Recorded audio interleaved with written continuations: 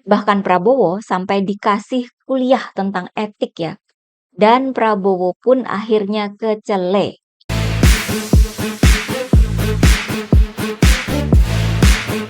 Hai guys, jumpa lagi dengan saya Nina Nur. Kita bersama akan mengulik dunia politik dengan awas, waras, dan cerdas.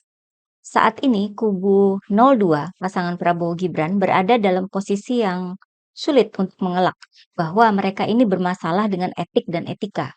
Secara sederhana, etik itu adalah nilai mengenai benar atau dan salah yang dianut suatu golongan atau masyarakat ya. Jika dikaitkan dengan profesi, maka etik menentukan bagaimana kita berperilaku dan membuat keputusan. Sehingga kita pun mengenal kata kode etik hakim atau kode etik bisnis gitu ya. Sedangkan etika itu terkait dengan apa yang baik dan buruk dari pertimbangan moralitas.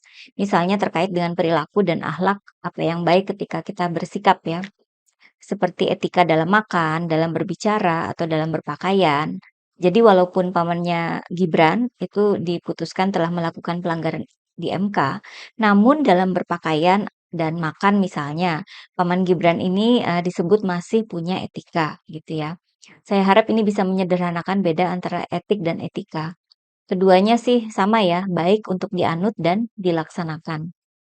Gibran bisa menjadi cawapres walaupun belum berusia 40 tahun karena ada proses berdasarkan pelanggaran etik berat di MK. Oleh sebab itu, media Tempo menyebut Gibran sebagai anak haram konstitusi.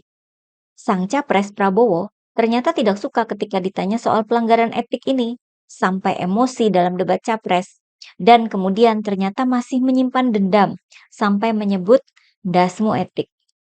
Tidak hanya itu ya, Prabowo ternyata juga kembali dendam gara-gara ditanya soal kepemilikan tanah ratusan ribu hektar dalam debat capres ketiga. Sehingga beberapa hari kemudian muncul lagi umpatan dari mulut Prabowo, keluar kata-kata, maaf ya, goblok dan tolol. Dan berikutnya adalah kelakuan Gibran dalam debat cawapres beberapa hari lalu, di mana publik mayoritas menilai bahwa Gibran ini tidak punya adab dan etika, maunya menang sendiri, dan tidak punya rasa hormat pada orang yang lebih senior. Jadi itu ya masalah etik dan etika yang melanda pasangan Capres-Cawapres 02. Masalah yang sulit untuk dibantah, karena semua fakta sudah jadi rekam jejak baik Prabowo maupun Gibran. Makin ke sini bukannya makin baik, malah makin blunder. Misalnya pada hari Senin lalu ketika berkampanye di Bekasi, Prabowo bilang ada yang memintanya untuk bicara secara santun, tapi Prabowo malah mengejek permintaan itu. Kata Prabowo, sorry ye, emang gue pikirin, emang lu siapa? Begitu kata Prabowo di depan para pendukungnya. Duh, calon presiden kok kayak gini sih? Mungkin sudah wataknya untuk tidak menghargai etik dan etika ya. Nah, disinilah terjadi sebuah momen yang memalukan kubu Prabowo. Sama-sama pada hari Senin itu ya, malamnya ada sebuah acara pertemuan antara Prabowo dengan relawan Erick Thohir alumni Amerika Serikat atau disingkatnya ETAS. Kelompok relawan ini diwakili oleh Boy Thohir, kakak dari Erick Thohir. Dalam pertemuan itu keluar pernyataan dari Boy Thohir bahwa walaupun jumlah mereka sedikit, tapi ada sepertiga perekonomian Indonesia di sana. Nah, mereka ini akan memperjuangkan kemenangan Prabowo dalam satu putaran. Boy Thohir kemudian menyebut 3 grup perusahaan besar yang hadir di sana untuk memenangkan Prabowo, yakni Adaro Group, Jarum Group, dan Sampurna Group. Prabowo tentu saja amat senang ya mendengar pernyataan ini, sampai bisa bercanda bahwa dia paham sekarang kenapa sampai 2 kali kalah pilpres. Karena dulu Prabowo enggak diundang ketemu dengan kelompok relawan ini. Prabowo pun menyatakan bahwa sekarang dia agak optimis dengan kemenangan satu putaran. Pokoknya dia berbunga-bunga deh ya. Siapa yang nggak mau mendapat dukungan dari para konglomerat, perusahaan-perusahaan besar, gitu kan ya? Namun, apa yang terjadi kemudian? Udah senang-senang kan ya, bakal dapat dukungan dari orang-orang berduit, dari para pengusaha ngetop. Ternyata itu hanya mimpi. Perusahaan-perusahaan yang sudah disebut oleh Boy Thohir itu bukannya kemudian mengiyakan, mereka malah membantah adanya dukungan itu. Bukannya itu saja, mereka juga menyentil Prabowo dengan aturan etik yang berlaku di masing-masing perusahaan. Bahkan dari Adaro ya, di mana Boy Thohir ini di sana merupakan salah satu pemilik atau pemegang saham Adaro Group dan menduduki posisi sebagai presiden direktur. Seorang petinggi dari Adaro mewakili perusahaan itu menyebut bahwa yang disampaikan Boy Thohir hari Senin malam itu merupakan pendapat pribadi, bukan mewakili pendapat seluruh karyawan katanya. Katanya Adaro sebagai perusahaan yang punya komitmen menjalankan Good Corporate Governance atau GCG atau prinsip tata kelola perusahaan yang baik. Menghormati dan menjamin, jadi Adaro ini menghormati dan menjamin kebebasan seluruh karyawan dalam kehidupan dan partisipasi politik sesuai undang-undang dan peraturan yang berlaku di Indonesia. Kemudian, bantahan yang telak juga datang dari Jarum Group yang diwakili oleh salah satu petinggi Jarum, Corporate Communications Manager-nya ya, Budi Darmawan.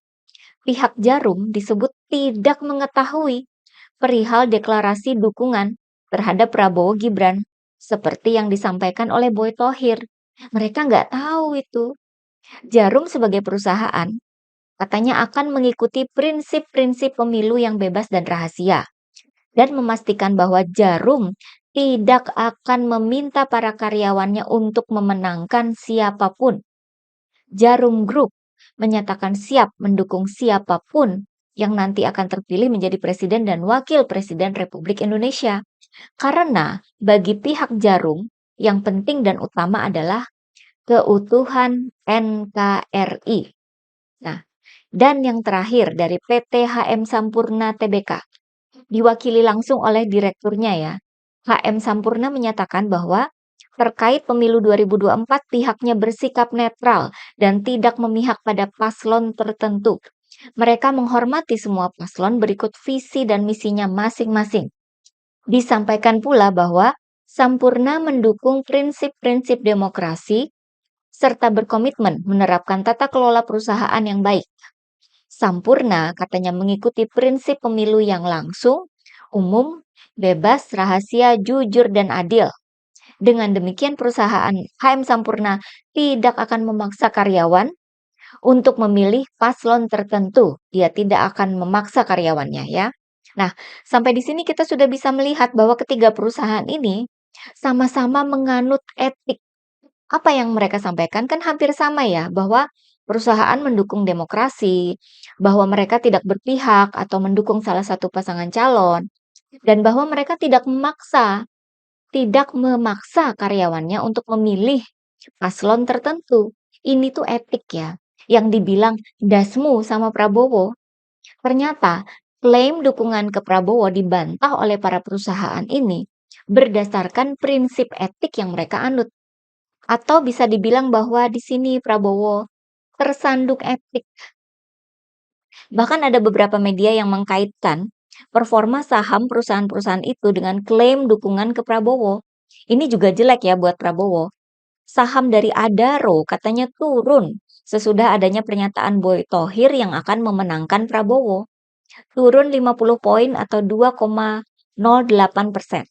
Sementara itu saham PT HM Sampurna disebut bergerak melemah sebagai buntut dari klaim Boy Thohir bahwa HM Sampurna termasuk dalam perusahaan-perusahaan yang akan memenangkan Prabowo Gibran satu putaran. Sehari sesudah klaim itu, harga saham HM Sampurna melemah dan harganya mengalami penurunan 0,57%.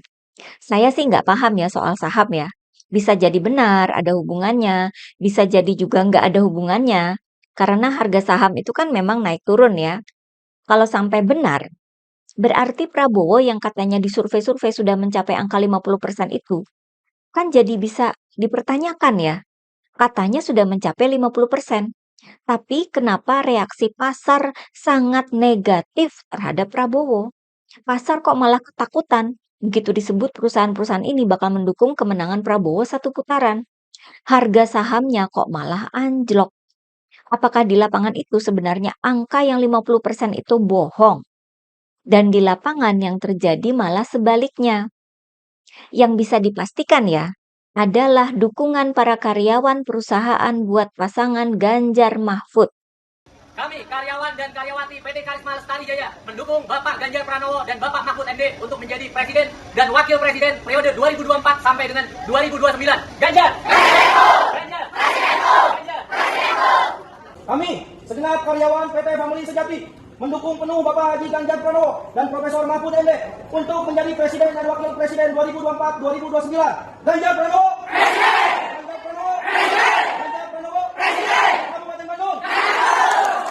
Kami segenap karyawan mendukung Bapak Haji Ganjar Pranowo dan Profesor Mahfud MD untuk menjadi Presiden dan Wakil Presiden 2024-2029. Ganjar Pranowo, Presiden! Ganjar Pranowo, Presiden! Ganjar Pranowo, Presiden! Kabupaten Bandung.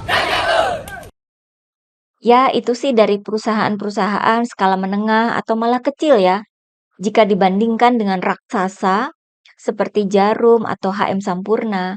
Namun dukungan itu nyata adanya, bukan sekedar klaim yang kosong, yang ujung-ujungnya malah dibantah sendiri oleh para perusahaan besar yang diklaim bakal memenangkan Prabowo.